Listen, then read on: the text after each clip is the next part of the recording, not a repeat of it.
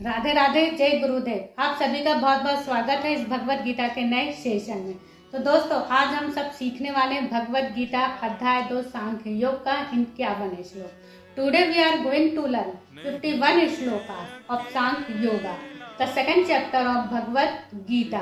तो चलिए शुरू करते हैं। सबसे पहले पहली लाइन के शब्दों के परिचय के साथ, कर्मजं बुद्धि युक्ता ही, कर्मजं बुद्धि युक्ता ही फलं त्यक्त्वा मनीषिणः, फलं त्यक्त्वा मनीषिणः।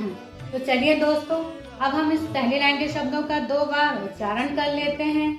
कर्मजं बुद्धि युक्ता ही फलं त्यक्त्वा मनीषिणः, कर्मजं बुद्धि युक्ता ही फलं त्यक्त्वा मनीषिणः।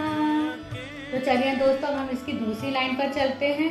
जन्म बंध विनिर्मुक्तः, जन्म बंध विनिर्मुक्तः पदम गच्छन्त नामयम्, पदम गच्छन्त नामयम्। तो चलिए दोस्तों, अब हम इसकी दूसरी लाइन के शब्दों का 2 बार उच्चारण कर लेते हैं।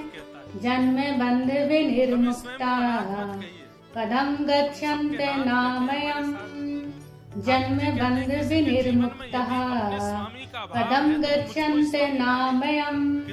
बहुत ही सुंदर अर्थ है इस श्लोक का कि जो आमतौर पर जो व्यक्ति होते हैं वो कर्म के फल को प्राप्त करके खुश हो जाते हैं और दूसरे फल की लालच में वो फिर से नए कर्म में लग जाते हैं। पर कर्म के बारे में सोचना ही प्रधान है और यही गलत बात है। अगर आप अपनी सारी शक्ति और इच्छाओं को अगर कर्म में लगा दें और फल को भूल जाएं तो क्या होगा? तो आपका जो पूरा ध्यान है वो उस कर्म को करने में होगा और आप उस कर्म में बेहतर होगे और आपकी तरकीब होगी।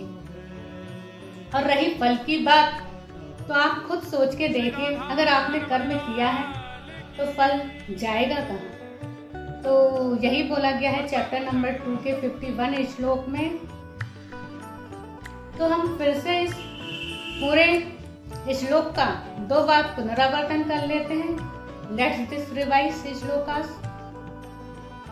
कर्मजं बुद्धि युक्ता ही फलं त्यक्त्वा मनीषिणः, कर्मजं बुद्धि युक्ता ही फलं त्यक्त्वा मनीषिणः, जन्म बंध विनिर्मुक्तः पदं गच्छन्त नामयम्, जन्म बंध विनिर्मुक्तः पदं गच्छन्त नामयम्।